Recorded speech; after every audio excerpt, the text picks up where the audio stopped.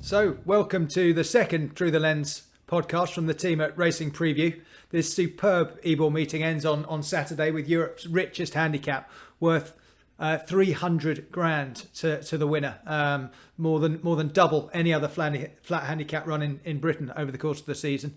Weather forecast suggesting there might be a little bit of rain around on Saturday morning, but we're not expecting too much at this stage. We're going to focus on the Gimcrack and the Nunthorpe Stakes on day 3. And potentially, well, I think we're going to just ask, is Stradivarius a good thing in the Lonsdale Stakes? We're obviously slightly speculating on the final makeup of fields on Saturday, but I know the Racing Preview 10-year trends for the Ebor are well worth a glance. I'm joined again by Carl Riley. Carl, we've just enjoyed some fantastic racing action from France, actually, on Sunday with the Prix Jacques Lemarrois at Deauville. What was your take on the race and the performances of Palace Pier and Poetic Flare?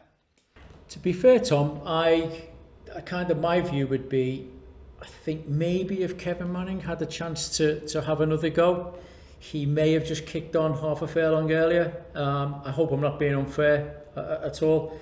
I just think that he was going so well, Poetic Flare, right throughout. Obviously near side, you could see that he looked to have those covered kind of around him. Maybe Frankie got a little bit of first run. When he kind of came around the outside, and by the time Poetic Flare had really kind of kicked in, maybe Palace Pier had flown, and you could see at the end, I think he was closing down. So listen, both of them absolutely top class milers, so let's have that right. I think that's the view. I just think maybe, just maybe, Poetic Flare may have got a little bit closer if he'd kicked on earlier, but I don't think there was a particularly hard luck story there, Tom, if I'm honest. And potentially both top class mile and a quarter horses, maybe for later in the season. We could see them reoppose in something like the Champion Stakes, maybe. Yeah, really interesting. I know you had a view on Palace Pier taking part in the International this week. I think he would have carried your money as I think it's a shame we're not seeing it. Yeah, so I think John Gosden certainly got it in mind to step him up, and why not, Tom? He's clearly certainly the best older miler in Europe and possibly the best miler full stop. So it'd be very sporting of the connections if they decided to step him up, and maybe the Champion Stakes is the race they'll target. Cracking. So in the shorter term, moving on to day 3 and day 4 at York, and we'll start off with the Gimcrack Stakes over 6 furlongs at 3, and this looks an absolutely cracking renewal. Yeah, absolutely, Tom. We had a very, very strong view on the Gimcrack kind of a couple of days ago with the Richard Hannon trained Armour, who pretty much bolted up in the Moulcombe Stakes at Goodwood. We'd given him the best speed rating we'd given any 2-year-old this season. He'd run to a speed rating of 77 in the Moulcombe, and he just looked ideal for stepping up a furlong against the Gimcrack. But I think the plans are to send him for the Prix Mornay, so I kind of logged that one. And I think his stablemate now, Lusail, I think we'd be big fans of that now. Truth is, Tom, he's got the form in the book. Group 2 runner last time out at Newmarket. He himself ran to a very good rating there, 75 speed rating. And back in 4th place, he had the future Group 1 winner, Ebor River, behind him. To be honest, Tom, he ticks all the boxes for me. He's carrying a £3 kind of group winner's penalty in the Gimcrack, which is always a test. But I think he'd definitely be carrying kind of my money, and our view is that whatever beats Lusail will go very close to winning the Gimcrack. He'd definitely be our selection. I'll just quickly make a case maybe against you, and I'm gonna go for Fearby, who was favourite in Armour's race at Goodwood. I don't think he necessarily got the run of the race. He was didn't get a lot of cover. There was a strong headwind that day. Yes, Armour was very impressive, but I just think Fearby stepping up to 6 furlongs might improve again, and he could be the one to take down the favourite in a really, really exciting renewal of the Gimcrack.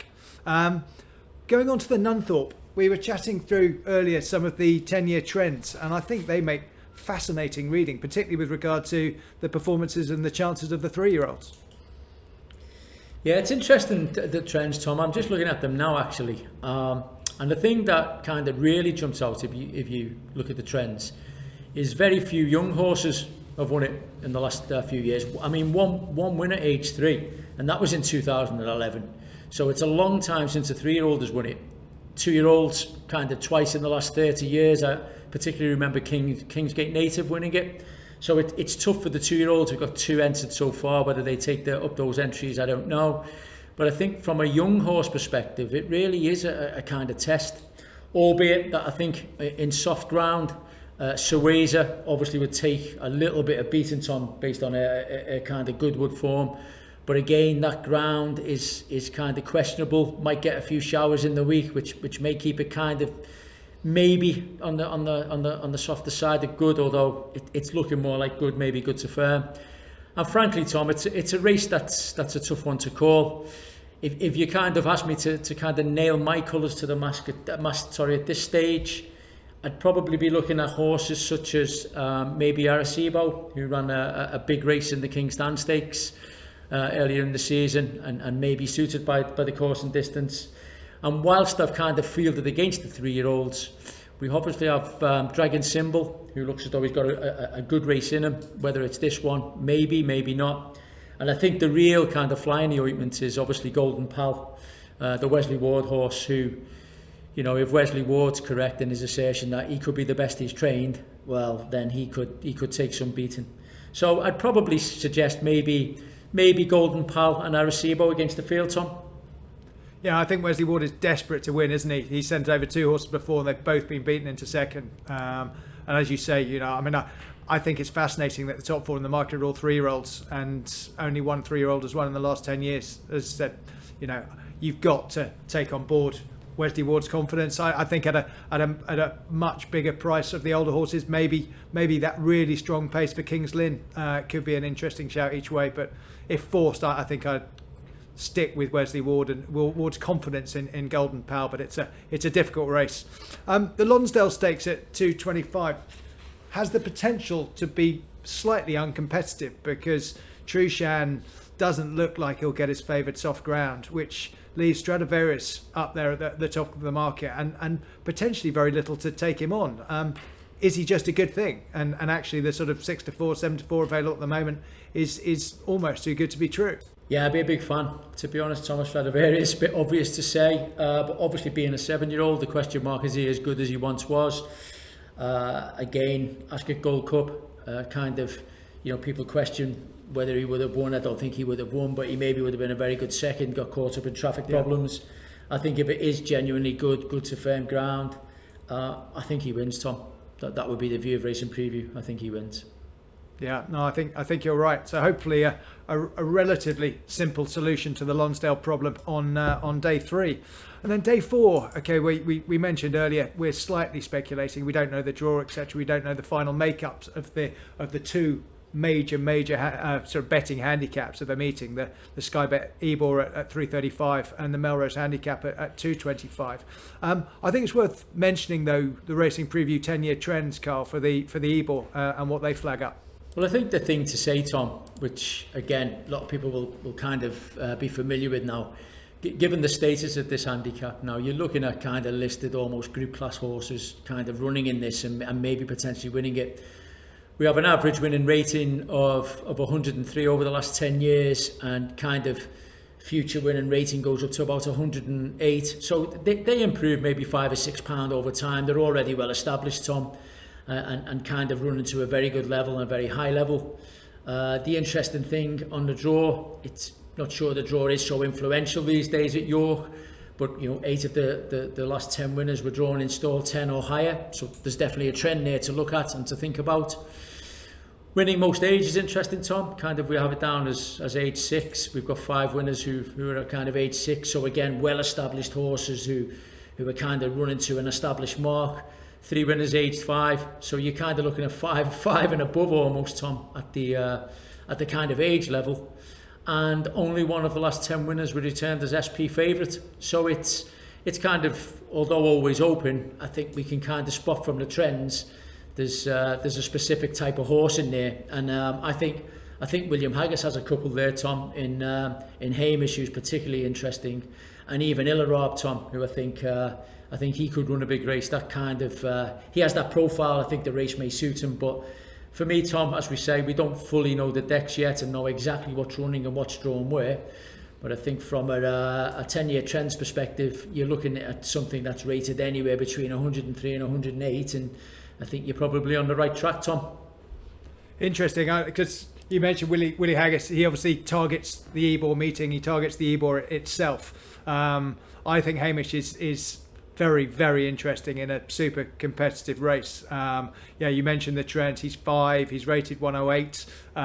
He was only just beaten behind Dushan at York in 2019. Dushan now races off 118 and Hamish is 108. And he hasn't raced since Ascot 2020, but he looks to me like he's been trained for this race, keeping this race in mind for a very long time. I think 14 to 1 looks quite interesting at the moment. The trainer's got some very decent chances in that race. And interestingly, in the other major handicap that we're going to have a look at, the Melrose handicap at 225, I note that Dushan and First Light reopposed from their handicap race at Ascot in July. What was your take on that race, and what are their respective chances? Yeah, to be fair, Tom, we've tracked both these horses throughout the season. They've kind of fitted into our various different categories of horses to follow, eye catchers and this kind of thing. I mean, I'm a big fan of Dushan, the William Haggis horse. I think he's kind of almost made for this test, if I'm honest. I know he was entered in the Voltigeur, actually, Group 2 entered earlier in the season. He's very progressive. I think he wants to step up to 1 mile 6. He looks as though it'll suit him perfectly. In that race against First Light last time out, First Light appeared to get kind of first run, and Dushan was staying on very well and closing at the line under what I thought was relatively not tender handling, Tom, but he kind of, I think Danny Tuttle would have accepted that maybe the race had gone, and he just kept at him, and he ran on really well. First Light's interesting. We tracked him when he won his maiden at Ripon earlier in the season by 12 lengths on soft ground, just powered away from the horses there, and he's kind of backed that up, and he looks very progressive too. I think he has his chance, and he'll definitely welcome any rain. And another horse that I think's really interesting, or could be interesting, is the Roger Varian trained Moshaawer. Again, a horse we've tracked this season as a horse to follow, and stroke eye catcher. And note that Jim Crowley is kind of already indicated to be legged up there. He, for me, is absolutely screaming out for this 14 furlong test. He kind of has been strong at the finish in his last 3 races of 12 furlongs, and I think he's suited for this test. So, kind of the two against the field at this stage for me would definitely be Dushan and Moshaawer, and again that will firm up at the back end of the week, but I would suggest people kind of at least log those 2 particular horses. Yeah, I think the stronger, but potentially stronger pace and a longer distance look perfect for Dushan. I'll side with you on that one. I think I think it's a fantastically competitive couple of days of racing. Almost impossible to narrow it down to one selection. What would be your most fancied horse across the final 2 days of the racing action from the Knavesmire? Well, to be honest, Tom, if I could go with maybe 2, I mean, the one I would probably really nail my colours to the mast. I think Lusail will take the beating in the Gimcrack. I think he kind of he ticks the right boxes for me, and I think he's going to be very competitive. But again, I've just mentioned Dushan of William Haggis in the Melrose. Again, until they firm up the actual declarations, but I'd be a big fan of Dushan. So they'd be my 2 for the last 2 days, really, Tom. It would be kind of Lusail and Dushan for me. Excellent. I mean, as mentioned earlier, I think it could be a very, very big day for Yorkshire trainer William Haggis on the Saturday. I fancy him to win the Ebor. He's got major chances with Ilaraab, Roberto Escobar, but on those trends mentioned earlier, I think Hamish hasn't run since being a luckless 4th in Ascot's Hardwick Stakes in 2019, but looks to have it all set for a big run in the Skybet Ebor on Saturday. So fingers crossed. Good luck with Lusail. Good luck with Dushan. Keeping my fingers firmly crossed for a big run from Hamish, and looking forward to some cracking days of racing from York later in the week. Yeah, be a great 4 days, Tom, and as always, been an absolute pleasure. Look forward to it. Catch up soon, Carl.